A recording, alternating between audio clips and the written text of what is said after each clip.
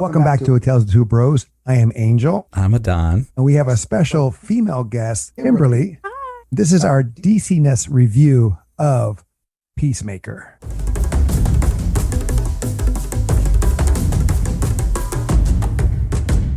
Spoilers. At the time we're recording this, we just finished this season finale, 8 episodes on HBOMax, starring John Cena, Mr. T-1000 himself, Robert Patrick. It is written and directed by James Gunn. Not all episodes directed. All episodes are written by James Gunn. To rattle off the names of the cast, you were right. It is Robert Patrick, who is the T-1000 from Terminator. Jennifer Holland. She played Amelia Harcourt. I don't know. I always call her. I call her Hardcore. Hardcore. Freddie Stroma, who played Adrian Chase, aka Vigilante. Newt Lee, who played Judo Master. Danielle Brooks, who played Leota Adebayo. And obviously, he doesn't like him. I feel like he doesn't like her character that much. And then there was Allison Araya, who played Amber Calcaterra. That rattled off of there. I feel like that was a different character. But who was the blonde? A few moments later. That was Jennifer Harcourt. Mm-hmm.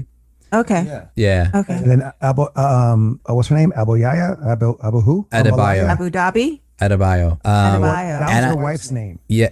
Oh, so that might be. So that's yeah. the wife. No. That the Allison was the wife. That's no. Elizabeth Ludlow was the wife. Annie Chang was Sophie Song. The detective. The detective. She was only Asian. Chuck Weedy, Iwuji, and sorry if I mispronounced that, was Mur. And then Steve Agee was John Economos. It's an all-star cast because I can keep going down the list of names in all honesty. These are guys who've been in different roles and different performances that are memorable. Well, but two of the casts were in Suicide.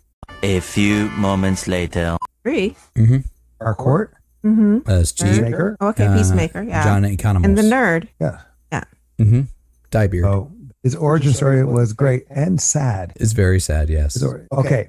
Off the bat, we like it or not like it. Adan. I actually like the show. Kim. Yes, I really liked it. I like this show too.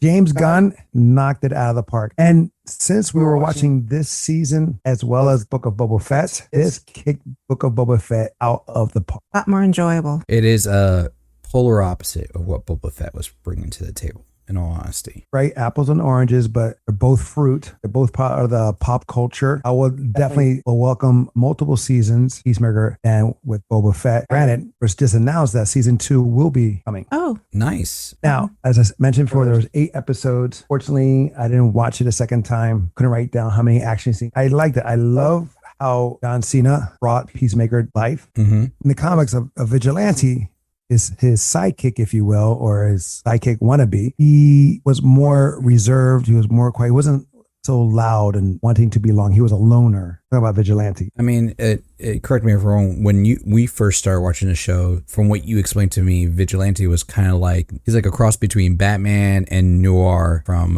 The Boys, where he not like it was too extreme. He was just like, I had a job, I'll do it. I'm very quiet. I don't do anything. Where this guy was like, I'm pretty much a sociopath and I have fun killing people, but I just choose to kill bad guys. He was more like a Dexter. Yeah. But he kind of was like a recluse Dexter in the thing that he wanted Peacemaker kind of like all to himself. Well, he was more in the sense of he was trying to do that dual identity thing. Mm-hmm. Separate Vigilante, separate Ace. Mm-hmm. So he was doing that. He was trying to. I mean, he got injured.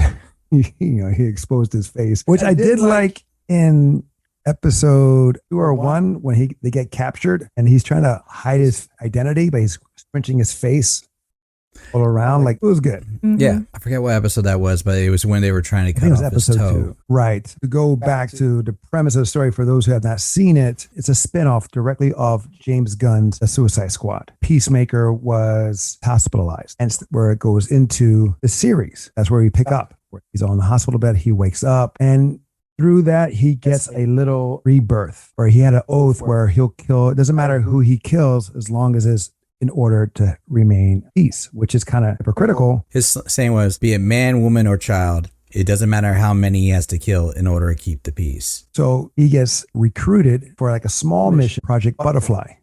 where they're aliens. Violence, vulgarity, comedy ensue. Pretty much the James Gunn recipe. Yeah. I mean, it's pretty much sex, drugs, and rock and roll. Very little in the drugs. Which they do pay homage to all of that through the music. Because that's the big thing, especially, I forgot which episode it was the whole, their argument over music. Probably episode 2 or 3 after he I met. think it was episode 7 or 6. A few moments later. No, it was it was when they were invading the factory and they were in the van and they were talking about the music. I would say that's about episode maybe 4 or 5, but yeah, it's with the chainsaw and the gorilla. It was the chainsaw and the gorilla. And then they did it early on in episode 2 when he was going through the records. Right after he got laid, person was also a butterfly. He was like, sweet, all the records that he could. I was a big fan of John Cena during the WWE days, and seeing him now, like how much he has improved, like I dare say John Cena is not afraid to take chances. We've seen movies where he's an imbecile, like a dumb jock. We see that one with Friendship? Was that one we saw on Hulu? Friends Vacation or something like that. So and he's done serious roles, but he's done a lot lately of comedy. I mean, I would dare say it gives me vibes like The Rock's early performances coming out and doing movies. He was taking a lot of chances. He wasn't doing as much action. Like he was doing action, but he was also doing comedy. He was juggling back and forth between the two. And so like his earlier films dealt with a lot more comedy than they do now when you think about it. But John Cena has been around for a while. True. He first got on doing like The Marine, which was a WWE production. Yep, that's one of the earlier ones he did. And then he started progressing more and more into mainstream. And like one of his bigger ones was when he was with that movie with Amy Schumer, Trainwreck. Yeah. A lot of the stuff he has done is comedy and is making fun of on his expense. Yes, he has not really done a dramatic piece. Peacemaker is pretty damn dramatic. You can see the psyche of the character. He see his ups and downs, especially his relationship with father and what he's dealing with his brother's death. Not just that, also from the movie. They don't forget Suicide Squad. There's impacts of that movie that impact his character. Like the one scene when he's back in his trailer and he's, literally hitting himself and he's crying and he's like, I'm just trying to make friends. And, and like, I keep like putting this on them and I keep doing this. And then it was either in that scene or like on another scene, but they're both very similar, where he remembers about Rick Flag and he goes, Rick Flag is a right Peacemaker. What a joke. And, he has a lot of insecurities. Right. I mean, it makes sense that they go back to that movie since James Gunn also wrote and directed that movie. And I'm glad that James Gunn really got involved, because sometimes when you have a spin-off story, usually the creator of that original film just takes on the executive producer role. They don't get involved in the writing or the directing. Here, James Gunn just took over and just fleshed out a great story of a new character or an anti-hero that we saw. Actually, several characters. Well, several characters, but also like two, like, the low grade characters. Like Vigilante was never really popular or made a A-list. It was like a lister, C-list. Peacekeeper also was like that. And with his writing and directing, he made these two characters likable, enjoyable, and able to stand on their own, especially the ending of the season finale, which was awesome. The one he's talking about, right? Yeah. I was like, what? But before we get to that, you had some really good acting. The guy who was hired and replaced as the sheriff. Oh, the skinny guy. He came in. The tall, skinny guy. And took over as sheriff. He was disturbing. Not just disturbing, but he was awesome. He's been in a lot of sci-fi shows and a lot of. He is a stellar, creepy character. Remember, there was a sci-fi show called Van Helsing, where it was a female Van Helsing. Yeah. He played a vampire that was like a sociopathic serial killer that was like literally stalking Van Helsing. It's crazy. There was one scene where he was like laughing and his face looked exactly like Joker's face, without the makeup or anything. Just you just see it and you're like, oh my god, like wow. What was that? It was an outtake. No, that wasn't. It was No, it was in, No, it was, no, it's a post credit. No, that was the one that where they're walking down the Was it- hallway after everybody got possessed by the. I know exactly what she's talking about because his grin was. Oh, that yeah. part. Oh, Yeah. And you even made it. You even said it. Right. too. No, but I'm talking Wow. about when they showed a post credit when he was standing by or kneeling by one of the dead cops. He's trying to Oh, pretend yeah. to cry. Dead deputies. So yeah, he's expecting them to come. So he's trying to get into character. And so he's trying to cry, but he starts laughing. Like he just like, because he's so numb, which was great because you see the range that he's going through in that 2-minute clip. If that was a 2-minute clip, it's probably even less, but you saw his range. Oh, you got to imagine how many clips they have. Because they only show you at the end credits of every episode what you think sometimes are actual like scenes, but sometimes they're like outtakes, and you're like, these are just ad libs. They have to be. When the same guy who's at the press conference talking about Peacemaker's journal, again, spoilers, and he's like, Yeah. you gotta swing at the hips. Cleanliness is next to if you watch godliness, that and again- I'm right next to him.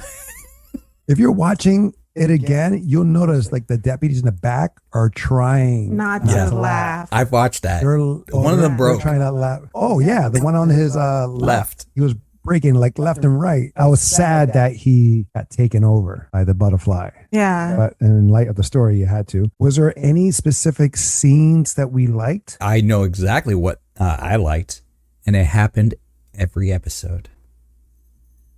The opening credits scene. Oh, The yeah.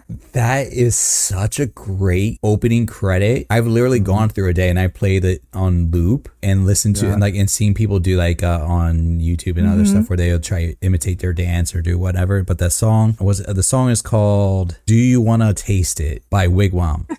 And they're coming in, and if you haven't watched the show, just watch the trailer or watch the opening credit scene alone. You'll get a weird idea of how the show is, because they're all serious. They all maintain complete composure as they're doing like this Family Guy-esque kind of dance routine. John Cena comes out doing like this great Gorilla Ape maneuver, and everybody's trying to doing their little jig. It's like They're all expression routine. dancing, or there's that form of dancing that that was really popular at one point. It's like Line dancing? interpretive dance. Interpretive dance. What I liked about opening credit dance number is that every major player Isn't it? Can I do my favorite? Yes. Eagly. However they do him, it's like you just love him. You want to give him a hug too. you couldn't really tell it was CGI. There was times I was like wondering if that they were using actual practical effects for Eagly. Probably had to at certain times, but I mean, that's an eagle. They're vicious. Even its personality was just like totally great. No, it was awesome. Because even like in the beginning in the credit, it would show up. All of a sudden, it would be like moving like to the spot where it's supposed to be, like, because it was off, and so it would like move over closer to Cena. It was just so cute. It was like either it was off the spot or it was trying to be in the center of attention. It was Exactly. either or. And I love the fact that if they wanted to have him like express like kind of emotion, they make him breathe heavier, because if you're watching that the intro, he gets into the center, he's like opens up his wings like this. He's like like he's excited and he's breathing heavy. I'm like, wow, that's a nice little touch. Yeah, it was very smart how they did him. Do you have a favorite moment or like the aspect of the show? Because you were just a moment ago just praising everything about it. Well, I know that's what I'm saying. It's kind of hard to really pinpoint. Judo Master? No, I hated him. And I'll explain why. But anyway, yeah, there's like two things I did not like of the series, and he's one of them. Okay. The chemistry of the characters, all great, especially him and Vigilante and him with Economos? Hardcore and Economist. Yeah, so it's like all separate. Like he had his bond with those three separately, and four if you want to consider her, which I also was fond of. Yeah, but when he had his time with Vigilante, there you saw he was like a big brother, and with Economist, he was the bully, but he was also endearing towards him. His relationship with Harcourt, there was a sexual tension there. He respects her. He keeps it professional, and of course his relationship with his father is another. He treats there's layers of Peacemaker, and he approaches it differently with each one. Okay. I have to say About the fight. the fightings were good. But What I liked, I have to say, is when he's trying to escape with all the records. I found that funny when he goes into the house, to the apartment. Yeah. And he does a couple of therapy with them. Wow, he's Tying them he's up. trying to. By then, when he's trying to jump off, and threesome with Vigilante, and they end up with a threesome. well, she did Yeah. anyway. Yeah, with Oh, okay. Vigilante and him. But when he's trying to escape, he falls and lands because his body is not like completely healed. Yeah, he just got out the hospital. Right. Which found it funny, like he jumps and lands it, but then the sheriffs and then the deputies, they find him. It's like he's hiding low and they can see him. That dome is so shiny, so any light hits it. See it. Every episode was great. Every episode was done extremely well. What about anything you did not like? At first, I wasn't a big fan of the detectives. Like Detective Sophie, who later became Goff. Her character or performance actually blossomed more when she was possessed by Goff than when she wasn't. So as an actress, I liked her, but like the detective character, I was not a big fan, and as well as Detective Larry, her partner. And I like that actor too, the guy who plays him. He's been in other roles. A lot of comedy roles too. Yeah, they just happen to make him like, no offense, the dumb guy, the dumb detective partnered up with the smart detective who's always straight. I think they took turns on that. Was there some things like she'll say that was weak and he's like, really? That's what you came up with? And then vice versa. I can kind of see that, there was but a like balance. it was There was a definitely balance. more, at least I picked up more on his character side than on hers. Granted, it was like his character was trying to lighten the mood for her because she was always just serious. Anything else? For me, I was actually not a problem with Adebayo, her character. I was okay with it. I would have loved more of interaction between him as, oddly enough, his father's past or whatnot. It's like his father, you get it, like a background. White Dragon? The White Dragon. So the White Dragon technically wasn't the character's father in the comics. In the comics, like it was a different character. It was like, but he was in one version, it was like a Nazi general or something like that traveled to the States or whatever. But that was a different, like a while back ago. That doesn't really translate now. White Dragon is a character in the comics who turned out to be a supremacist or someone that was like that and pretty much was doing like what Peacemaker was accused of at the beginning of the series, targeting minorities and attacking them and saying, these are the real criminals. Well, I mean, I would have found it interesting if they kind of twisted it to make it more true to how that character is in the comics. And like, that's why Peacemaker kind of also went down that path. Yeah, my father, believed it was better to, go after these. I don't go after minorities. I go after peace in general. But he was the one that got me on the path doing Justice Act. That would have made more sense in that aspect. But it was still pretty cool. I liked what they did with it. I just think it would have been better that way personally. well, I mean, I'm kind of reaching because I love the show. in comics, in transition into film or television, they take liberty and recreating some characters and the origin. I'm okay with that. I mean, I really don't know about the White Dragon. I know that he did exist in the comic books, but I don't know in relation how it all falls in. But again, like these movies and films and shows, it's like they're Elseworld stories. They are. the I'm multiverse. perfectly fine with the change. And I think they did a good change. It relatively is actually very well done. Because at the end of the season, the way they did that puts Peacemaker even closer to how he was in the comics. Because Peacemaker hears the voices of his father in his helmet in the comimics. And that's his driving force. Well, we'll see that in season 2. I hope so. Because it looks like they're going to keep Robert Patrick, and I love his portrayal to like how he handles himself. The racism he says to the agent. Oh my God. Yeah, but sometimes he tries to make comebacks, and they're like really stupid comebacks, and then the agent's like, "Really, is that the best you got? That's all you want?" Her comeback is like, "Then you must be like a 4." Because he calls her chopsticks. Yes, he does. He does. What about you? The only thing that I didn't really like was the cow. The kaiju? It was, yeah, that was a with little, one tooth that was a little off because when they showed it, it was like that's the cow. Like I don't know, it just seemed weird to me. They're literally milking it. Well, but you don't see that until the last episode. No, you see it episode 7 too. Yeah, but I mean, like the cow doesn't show itself until the end of episode 7. So even if you didn't see it then, it's like, it's literally giant udders that are being like milked. Yeah, but with the big eyes and like you were saying, the one tooth. It's like a giant caterpillar baby being milked. And every time I would see it, I'm thinking of Meet the Fockers. Robert De Niro is like, Can you milk me? Oh my gosh. I mean, that's the second time where James Gunn, or maybe no, it's not the second time because he did it with Guardians of the Galaxy, like a big kaiju character, because he had it in Suicide Squad with Starro. Yeah. And then you have it here with the cow.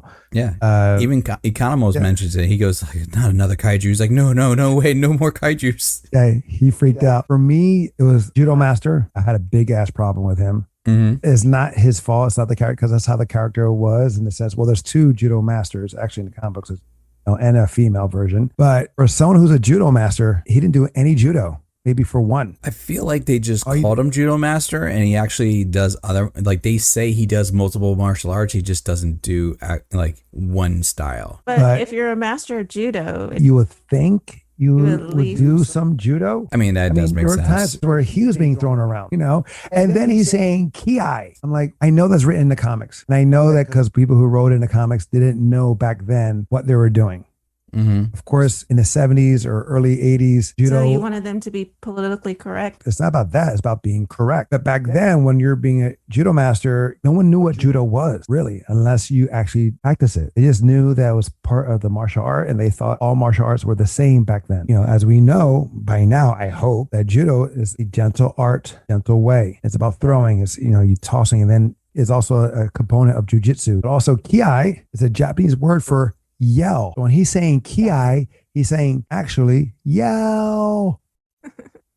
Yeah. Well, Economos said it, what it meant, but it's just more of a sounded breath. That's what it is. And is, to help give power and get your adrenaline up, things of that nature. So when he's doing that, I'm like, really? And then I couldn't help it, but he did look like a turtle. He does. In all green. If you look at his outfit, he does kind of like, especially the helmet. But it's funny because like I'm pulling up his bio as a character, and it says like his fighting style, and just to emphasize on this, is it to be comprised of judo, karate, capoeira, Muay Thai, Krav Maga, and Jiu-Jitsu. And what we saw was karate, some capoeira, I could say capoeira. There was some luchador wrestling. Maybe Krav Maga at one point, like when he got on like, not Krav Maga, Muay Thai, I'm thinking like Umboxao, where you like went with the knees to the and elbows. Right. Not so much jiu-jitsu that I can remember. There's different types of jiu-jitsu also. You have, Japanese jiu-jitsu, Zen jiu-jitsu, small circle jiu-jitsu. So, there's different aspects of it. I was just waiting for him to take off his mask so we can actually... No, but he always ate those flaming hot Cheetos. I was just wondering, since his voice was so high, that maybe that they were combining from the comics, the original judo master, which was a male, and then the female judo master, that they made his voice so high, or maybe that's his real voice. I don't know. I know he's been in other projects, but I never saw him. That was my only gripe. His name did not follow what he was doing. And I had an issue with Bayou, a major issue with her. And for those, who haven't watched the show yet, Adebayo is literally Waller's daughter, which no one ever heard of until probably now. Polar opposite of Waller. She doesn't want to kill anyone. She doesn't want to hurt anyone's feelings. She's like a pacifist in a way. But in the final episode, we see that she can lay it down.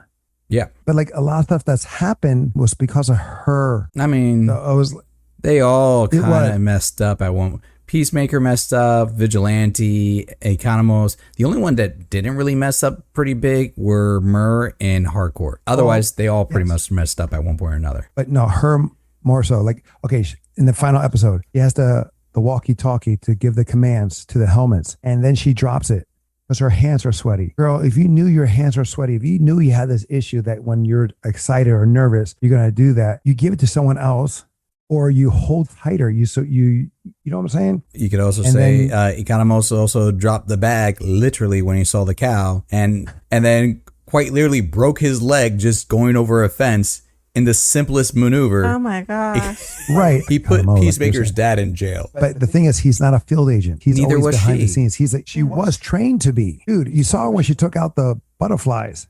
He had the training. He had none. He only beat Judo Master because Judo Master was hit by the truck and was crawling away. True. And so he snuck up on behind him and started hitting him with the crowbar several times, which I'm surprised the crowbar didn't, break the skull. Judo Master was also shot in the chest and walked that off. Yeah, I know. I was like, what? Right. By her, that if she just let him and Peacemaker fight, he would have gotten the answers. That's what he was trying to do. She interfered at the wrong times, or she messed up a lot. She tried to save Peacemaker.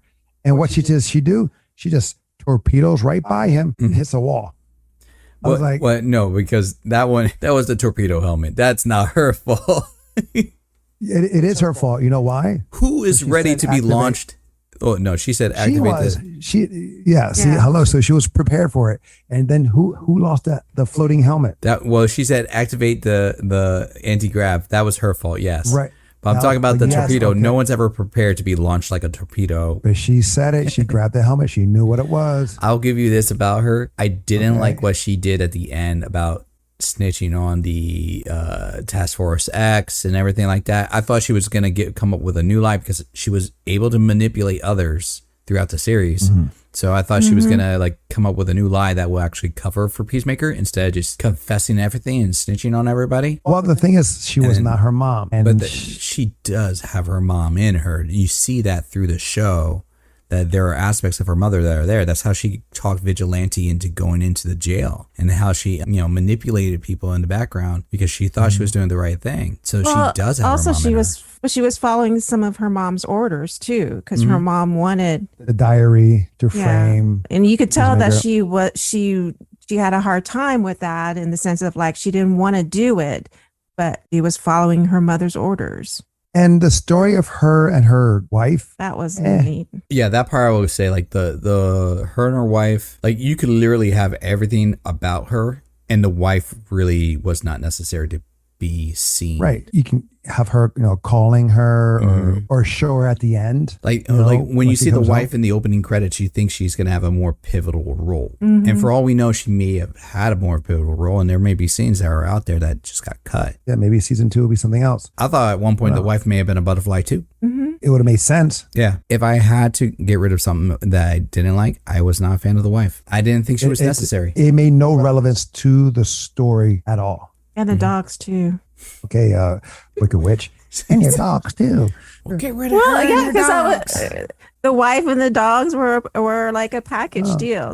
I understand because they were trying to get like an animal clinic going and like a rescue and stuff like that. Visually, we didn't need to see it, is what I'm saying. Yeah. Right. Now, let's not overlook one of the best cameos ever, I think, in the DC-EU world, where in the beginning of episode 8, they brought up the Justice League. They bring up the Justice League throughout the entire series because Peacemaker is always making up this weird, outlandish things of why he hates the Justice League and why some of them they're not real heroes. They're not this. But I'm going to go into a rant about that later, but I know what you're going to talk about. Finish your thought. It's all right. No, I mean, yeah, he talked about it. It wasn't every episode, but throughout the season, yes. Mm-hmm. But it was, again, brought up because that team was facing all those butterflies, had to take down the cow, all that stuff. And they felt there was a job too big for them. So they brought up the Justice League. And after they saved the day or saved the earth, as they're walking away, what do we see? We see the silhouette of Superman, the silhouette of Aquaman, silhouette of Flash, silhouette of Wonder Woman, not Batman. And then they walk by after Peacemaker curses them out. And I was like, it's Jason Momoa. And then the camera gets to him and it's like, that is Jason Momoa. And then you have the Flash. Ezra Miller. I was like, holy crap. But of course, he did not see Clark. He did not see Diana because cha-ching. And I love the fact that he had the old Aquaman armor from his film. And of course, the Flash had his old armor. So of course, it's not Flashpoint yet. But I love that they still kept it, DCEU, to confirm that it's still part of that world. They kind of made it official. They even made a comment to tell Amanda Waller, bring in the Justice League. And they're like, well, they're not going to get there in time. A few moments later. No, you didn't bring up the whole. I did. Yeah, no, I did. Did he bring up the whole Amanda Waller? Yeah, I said they shot it down. He asked for the Justice League and they shot it down. Okay. When you didn't say Waller. No, I know it wasn't specific. The person. Well, I did. She brought those the facts, but it is kind of funny that like even at that tail end, like they are still making fun of Aquaman and like his relations with fish, and he goes, "That's not even true." Right. And Ezra Miller goes, "Like, no, that's true." Yes, it is. And they're like cussing at each other, and you can see Ezra Miller laughing. Okay, I think it's safe to say that we all like it. Is it perfect? No, but it's pretty damn close for a superhero show. It rivals MCU shows in one way or another. Granted, The MCU does not use vulgarity or go so extreme with the violence. Is done well in comparison to Titans is another good series, I think. I don't think Titans has like the comedic or the. No, it's more serious. Yeah. You have. Yeah. I mean, as Doom the- Patrol had more comedy between the two. Right. Yeah. And Doom Patrol, excuse me. Yes, thank you. So you have right now Titans, Doom Patrol, and Peacemaker, but they're not part of the DCEU. Titans and Doom Patrol, no, they're not. You can argue the Arrowverse from CW is in the DCEU because they've had that crossover, like even though it was a split moment where Ezra Miller's character actually crossed over. Yeah, but then if that's the case, then Titans and Doom Patrol, because on that crossover they showed Doom Patrol and they showed Hawk and Dove. So you could say everything is all related if you want to bring in that aspect. We could. No. Well, I mean, let's put it this way. To kind of pull it back home, like I've heard people kind of compare Peacemaker to, in not a bad way, a softer version of The Boys, where The Boys is like a, it's got action, it's got comedy, it's got like excessiveness, but it's kind of like listening to Howard Stern is very abrupt in your face about a lot of stuff, like a shock jockey would. Peacemaker is dialed down. You're still going to get a little bit of shock.